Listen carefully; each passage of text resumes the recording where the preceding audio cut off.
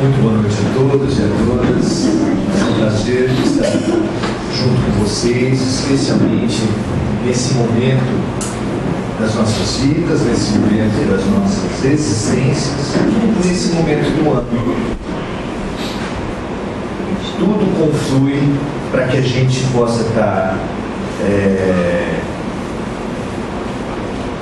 refletindo sobre o que a gente está vivendo, sobre a nossa vida e sobre o que representa o momento em que a gente respira, o momento que a gente vive, o momento que a gente convive.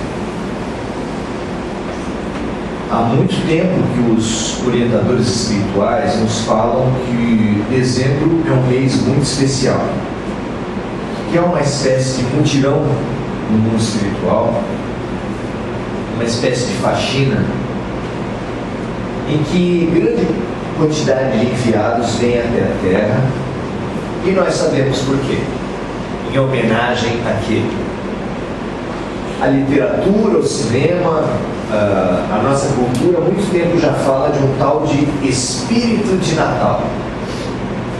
Todo mundo sente, todo mundo sabe, mas ninguém sabe o que é.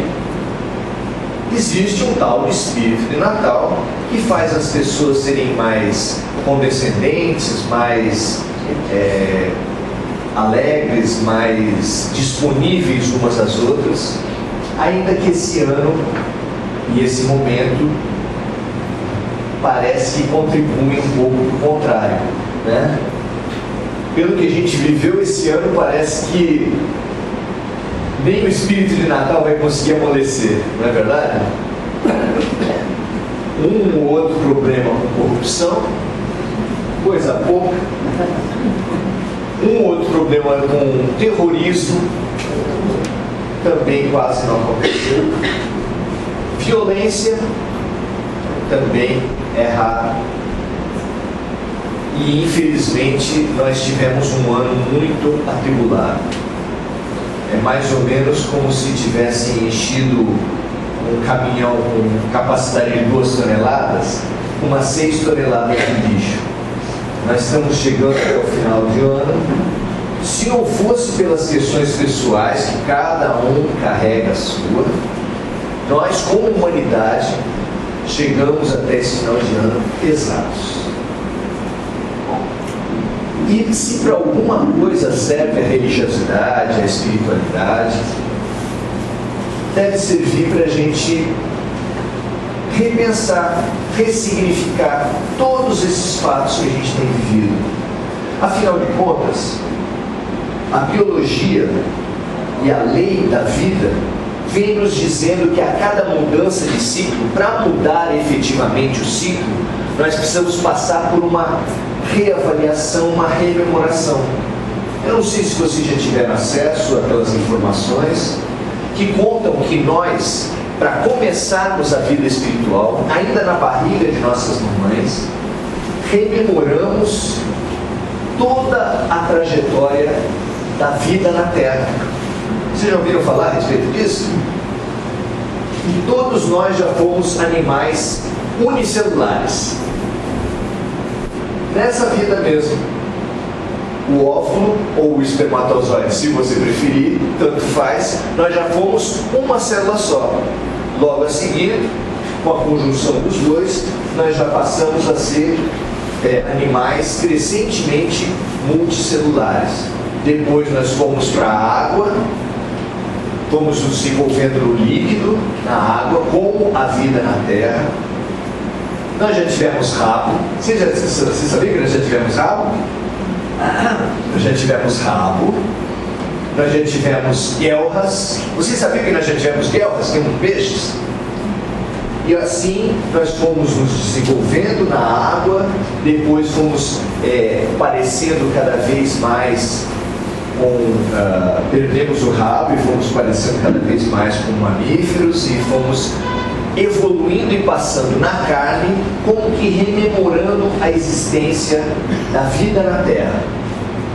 Também nos contam os amigos do espaço que ao morrer, ao iniciar a vida espiritual, nós também passaremos por uma rememoração, uma espécie de memória instantânea dos principais fatos da vida, para poder realmente recomeçar.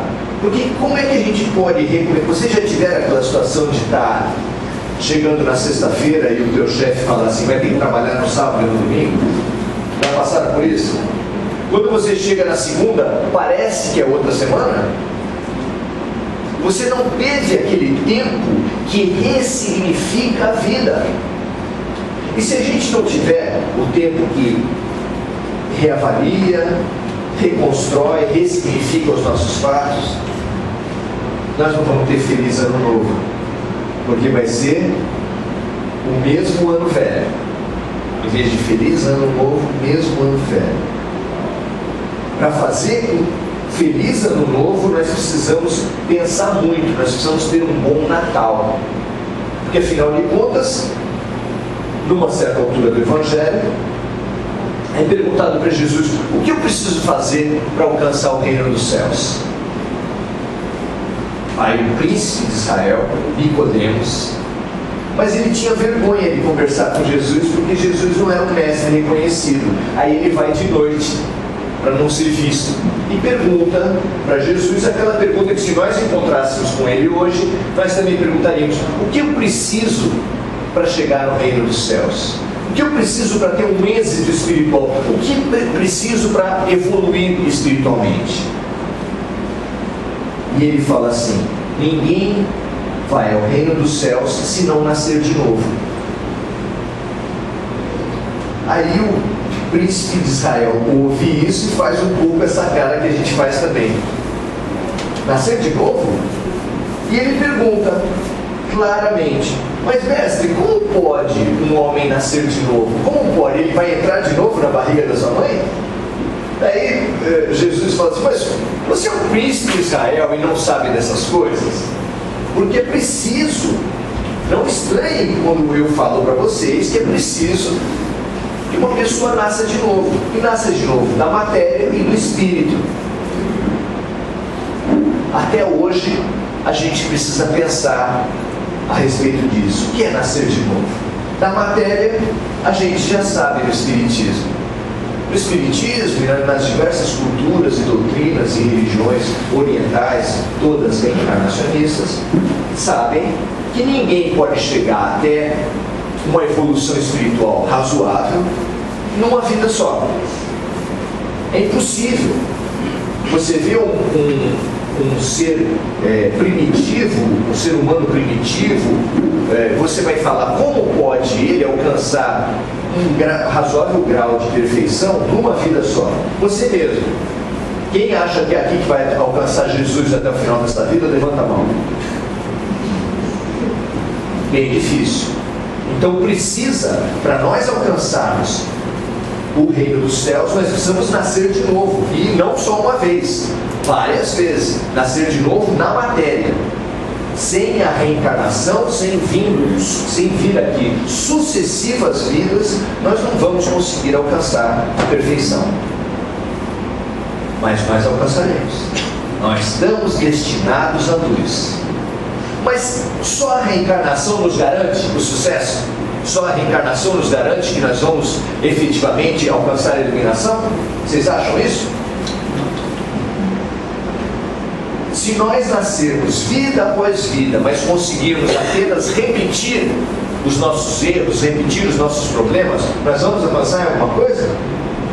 Tem gente que faz isso na vida mesmo aqui na Terra, muda de emprego, muda de cidade, muda de casa, achando que a vida vai mudar, muda de marido, muda de esposa. A vida muda só com a mudança externa? Então não adianta só a gente mudar externamente, é preciso que a gente nasça de novo na matéria, mas também é essencial, se você quer transformar a sua vida, que você renasça em espírito. Ah, bonito, bacana. O que é renascer em espírito?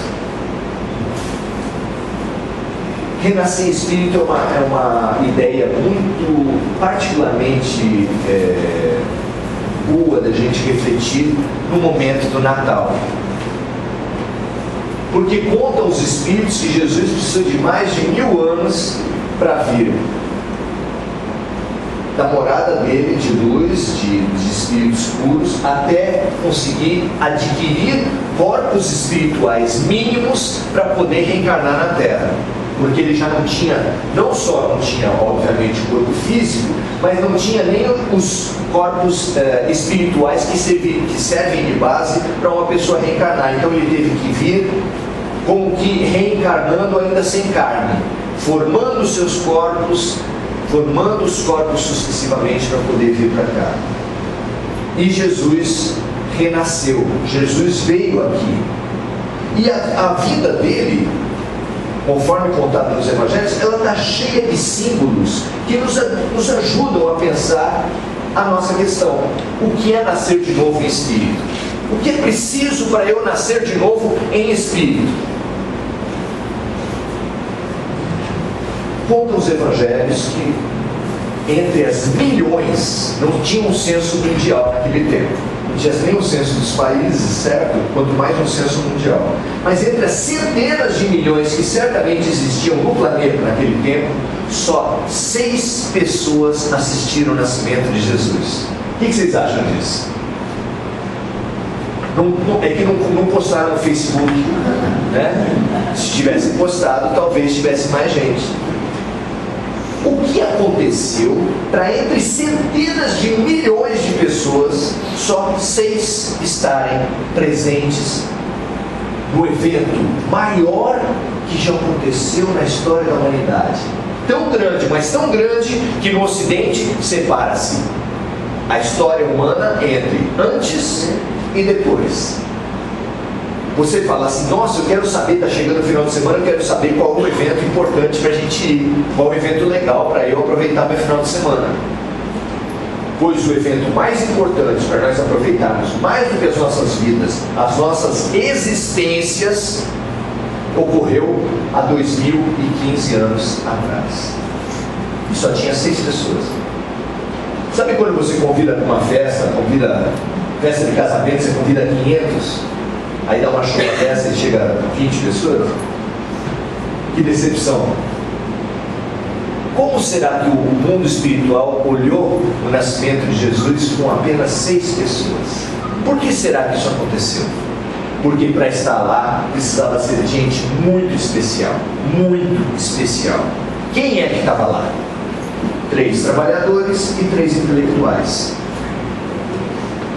Então você ser doutor, ser conhecido nas artes espirituais, não te garantia estar no lugar certo, na hora certa? Não. Tinha milhares e milhares de seres iluminados espiritualmente, iluminados quer dizer, informados espiritualmente, mas só 3 conseguiram chegar lá. E trabalhadores, quantos tinham? Uma infinidade de trabalhadores. Só 3 trabalhadores conseguiram estar lá. Como é que é a história deles? Contam os evangelhos que 3 pastores estavam conduzindo o seu rebanho na periferia de Belém. Mas eles não se limitavam a pastorear. Eles cuidaram do seu rebanho e ficaram olhando para o céu. Será que tinha muitos trabalhadores que trabalhavam olhando para o céu? Será que ainda hoje tem muita gente, muitos de nós conseguem trabalhar e pensar assim, por que eu estou nesse trabalho? Qual a função espiritual de eu estar fazendo a atividade que eu faço? Qual a lição que está embutida nas minhas atividades de dia a dia? Muitos de vocês já fizeram essa pergunta? Essa pergunta é fundamental, porque trabalhar com os olhos postos no céu não é andar pela rua olhando para cima. Isso pode te dar um trompaço, pode fazer você bater com a cabeça no poste, mas iluminação espiritual não. Agora, se você desenvolver as suas atividades do dia a dia, as suas atividades de trabalho, tentando olhar essas atividades, os desafios, as relações que tem ali dentro, todas as nossas dificuldades, do ponto de vista da eternidade, você vai olhar o teu trabalho de outra maneira. Porque o teu trabalho não é à toa. Não é à toa que você foi colocado naquela profissão, dentro daquela profissão, naquela instituição, dentro daquela instituição, naquele setor, dentro daquele setor, naquelas relações humanas. Não foi à toa. Essas condições, elas são portadoras dos desafios mais importantes do teu espírito. Alguns dos desafios mais importantes do teu espírito estão ali situados. E você aprendendo a olhar aos teus desafios laborativos, os teus desafios de cotidiano, do ponto de vista da eternidade, você, ao invés de brigar com o chefe, ao invés de brigar com colegas, ao invés de brigar com a vida, você vai aprender a perguntar a si mesmo, para o seu espírito guardião, para Deus: o que o Senhor está querendo me dizer com isso? O que a vida está querendo lhe ensinar? Simplesmente quem consegue ver isso, consegue ver a luz, porque foi isso que os pastores viram. Foi lhe contado que existia, que naquele momento, numa estrebaria de Belém, estava nascendo o ser humano mais importante da terra. Simplesmente o governador espiritual da terra estava vindo até os seus súditos, os seus comandados, os seus orientados, ou os seus desorientados, acho que é melhor falar assim. E eles foram até lá e presenciaram Maria, José, pelo menos da forma como foi representado por Francisco de Assis no presépio, rodeado de animais, numa manjedoura, dando a luz à terra, dando a luz à luz. Outros, como eu falei, outros três seres humanos foram até lá, conseguiram estar lá por outro caminho, um caminho completamente diferente. O caminho das letras, o caminho dos estudos, o caminho da preparação teórica, digamos assim. A investigação sobre a vida, que é portadora da filosofia, da ciência, da religião, são caminhos importantes para a gente alcançar o nosso crescimento espiritual? Segundo, a gente pode depreender no momento do Natal, o caminho das letras, o caminho erudito, o caminho dos estudos é tão importante quanto o caminho do trabalho. A gente pode se iluminar tanto pelos grandes estudos quanto pelo trabalho concreto. Mas para se iluminar pelo trabalho concreto, você precisa viver, trabalhar e pensar espiritualmente. Se você só baixar a cabeça e ficar... Vocês lembram do Tempos Modernos? Charlie Chaplin? Ele ficava do início até o fim, trabalhava não sei quantas horas apertando o parafuso.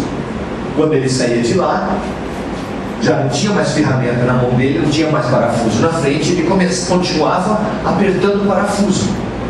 Você acha que quem trabalha assim pensa alguma coisa da vida? Está refletindo? Está se espiritualizando? É claro que não. Como você tem trabalhado? Fica a pergunta. Você também tem estudado espiritualmente, tanto é que você está numa casa de estudos de oração. Aqui está o lema dado pelo Espírito da Verdade, o Espírito orientador do Espiritismo, que nos fala: espíritas, amai-vos, repetindo o mandamento de Jesus, e instruí-vos. Instruí-vos é tão importante quanto nos amar. Então, os mestres, os reis magos, foram os outros três que estiveram presentes no nascimento de Jesus. Qual o trajeto deles? O trajeto deles, muito diferente dos pastores, foi por muito tempo estudar os astros, estudar as escrituras, estudar filosoficamente a vida e começar a calcular em que época vem o Messias. Porque o Messias tinha sido longamente anunciado. Muitos foram os profetas que anunciaram a vinda do Messias. Ah, é? Isso deve deixar a gente mais espantado ainda, porque se não tinha Facebook, tinha os profetas, que numa ligação direta com Deus, com o mundo espiritual, já tinha anunciado: olha, veio o Messias aí, veio o Messias aí, veio o Messias aí. E mesmo assim, só aqueles 6 tiveram lá. Pois eles estudaram, todas essas conjunções astrais, todas essas escrituras, todos os profetas, e chegaram a uma conclusão: o nascimento do Messias será agora, e será na cidade de Belém, porque foi previsto pelos profetas que o nascimento seria lá. E tanto se sabia que seria nessa época, que Herodes, o que ele fez? Ele sabia que o Messias ia nascer naquele tempo, ele sabia que o Messias ia transformar a realidade. E quem é poderoso quer que a realidade seja transformada? Ele mandou matar todas as crianças que tinham aquela faixa etária, exatamente para não ser ameaçado pela transformação que o Messias traria. Pois esses reis magos passaram por toda... olhavam para o céu, olhavam para a vida, olhavam para a abstração, para a filosofia, para a religião, mas percorreram a terra toda com camelos, sem aparatos, sem exércitos, na maior simplicidade, e foram os outros 3 que chegaram até Jesus. É muito interessante a gente pensar a respeito disso, porque a nossa questão qual é? Como renascer do Espírito, como alcançar a nossa transformação espiritual. E na simbologia do Natal, ele nos apresenta 2 caminhos: o caminho do trabalho espiritualizado e o caminho da espiritualização concreta, pé no chão, na simplicidade, da humildade dos reis magos. E apesar de reis, estavam só em 3, lá, sem exército, sem pompas, sem violências, e chegaram até Jesus. Qual tem sido o teu caminho? Certamente os 2. Sabe por quê? Realmente atendendo às expectativas nossas. Certamente nós aqui já fomos nobres, já fomos reis, rainhas, porque foram tantas vidas também, né, gente? Que a rainha de alguma coisa você já foi. Só de Jesus para cá deve ter sido umas 20. Mas como nós estamos aqui há 40 mil anos, se em 2.000 anos nós tivemos 20 vidas, em 40 mil, rei pelo menos uma tribo, tu já foi. Certo? Então nós estamos no caminho dos reis e rainhas, mas nós estamos muito mais certamente também no caminho dos trabalhadores. Trabalhador ou rei? Filósofo ou trabalhador braçal? Quem está mais apto a chegar até Jesus? Quem está mais apto a chegar até a luz? Quem está mais apto a encontrar o grande momento da terra? O grande momento seu, da sua história da transformação espiritual? Quem está mais apto? Os reis. A primeira tendência da gente é pensar isso, né? Os reis é que encerram nas suas vidas, as celebridades, é que são aqueles que estão mais próximos da luz. Só se for dos holofotes. Porque os grandes crimes da humanidade foram cometidos por grandes poderosos. Grandes poderosos. Só que para cometer esses crimes ele mandou quem? Os trabalhadores, os operários. Ou seja, o crime, todos os grandes crimes, todas as grandes guerras, os grandes abusos, o nazismo, tudo que você imaginar de pior na Terra foi uma conjunção entre mentes iluminadas, porque se você estudar o nazismo, você vai saber o quanto de revolução científica surgiu a partir do nazismo. Não é só a corrida espacial, que é praticamente toda devedora ao nazismo, aos mísseis, a V1 e a V2 do Von Braun. Não é só isso. Há muita pesquisa científica que surgiu do nazismo. Os cientistas alemães eram disputados depois do fim da Segunda Guerra por Rússia e por Estados Unidos. E se eles não conseguissem cada um pegar algum, eles não conseguiam fazer a guerra espacial, porque eles só conseguiram evoluir e lançar foguetes ao espaço, por exemplo, por causa da equipe de Von Braun. Então, há muita inteligência por trás do mal. A publicidade, por exemplo, é importante? Vocês acham a publicidade importante nos dias de hoje na sociedade? Ela manda alguma coisa na sociedade? A publicidade política, a publicidade econômica, a publicidade ideológica. Quando você vê o filme Matrix, você pode ali ter uma pálida ideia da importância da publicidade no comportamento humano. Tem alguém, você acha que você é livre, não acha? A gente acha um horror, por exemplo, há um tempo atrás as pessoas viam fotos da China e viam todo mundo uniformizado. Ai, que coisa horrível, né? Aí você vem para o Ocidente, está na moda, não sei o que, fica todo mundo uniformizado também. Todo mundo uniformizado. Tem alguém mexendo nos bonequinhos. Tem alguém mandando. Você tem sede de Coca-Cola.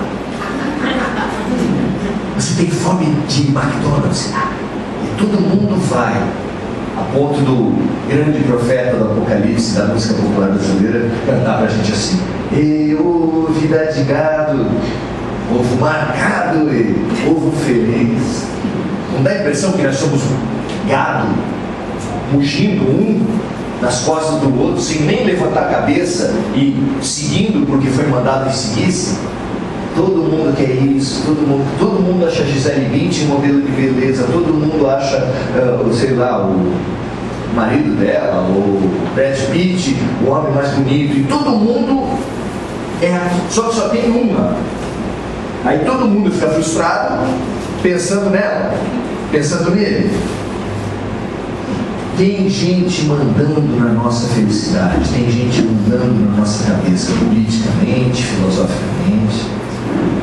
Então não basta a gente ser nem trabalhador se você não abstrair, se você não colocar a sua vida do ponto de vista da eternidade. E nem muito menos você ser poderoso se você não colocar o seu poder a serviço de alguma coisa. E aí surge a palavra fantástica.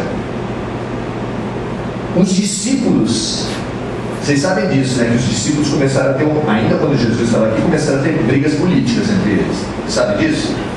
Tem uma altura patética em que uma mulher que seguia Jesus pede uma entrevista especial com Jesus. E não é uma mulher qualquer, ela é mãe de 2 discípulos. E ela veio lá, ele estava falando muito em reino dos céus, reino dos céus, reino dos céus. As pessoas mais simples estavam imaginando o quê? Jesus com uma coroa, né? Poderoso exército, poderoso com um monte de gente. Aí ela foi lá e falou assim: escuta, mestre, quando o senhor entrar no seu reino aí, esse reino que o senhor está falando, esse aí. Aí o senhor faz assim, ó: põe um filho meu do seu lado direito, põe outro filho do seu lado esquerdo. Porque esses eram as posturas de honra de qualquer reino. Ele queria que fossem os assessores, os cargos, luta por cargos. Esse que você acha horror agora na política, naquele tempo eles estavam lutando por cargo. E a mãe deles é que estava tentando cavar um carguinho, um emprego para o filho dela. Ou seja, como é antigo o ser humano, né? Como a gente vem se repetindo, fazendo as mesmas coisas.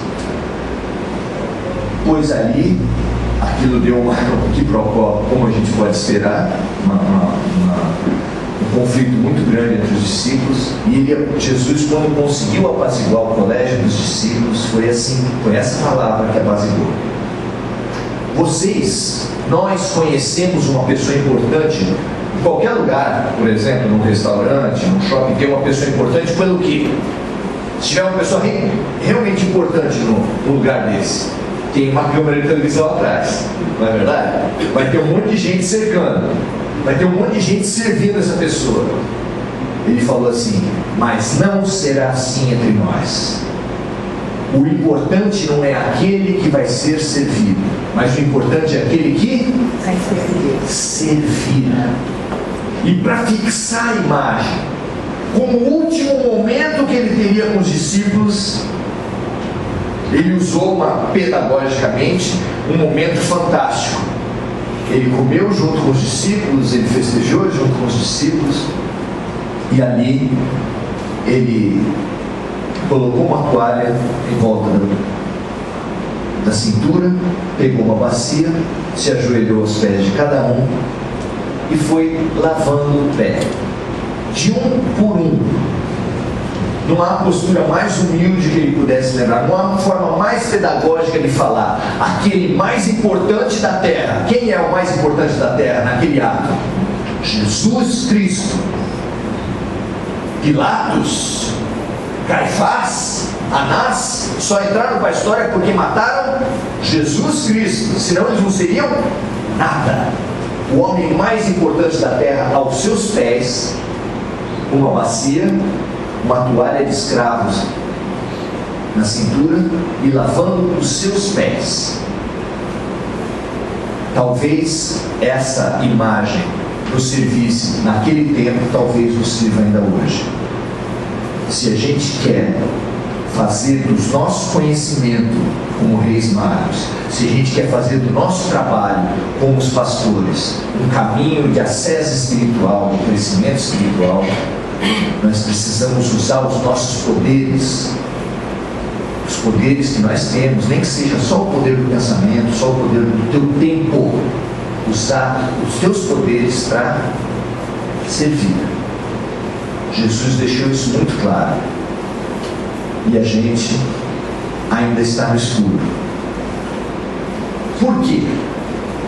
Se a luz está lá. A luz está lá, está sobre a estrebaria e nós estamos assistindo. Nós podemos, desse Natal, mais do que assistir, compreender, entender e nos transformar finalmente como Jesus há tanto tempo espera da gente. Obrigado, gente.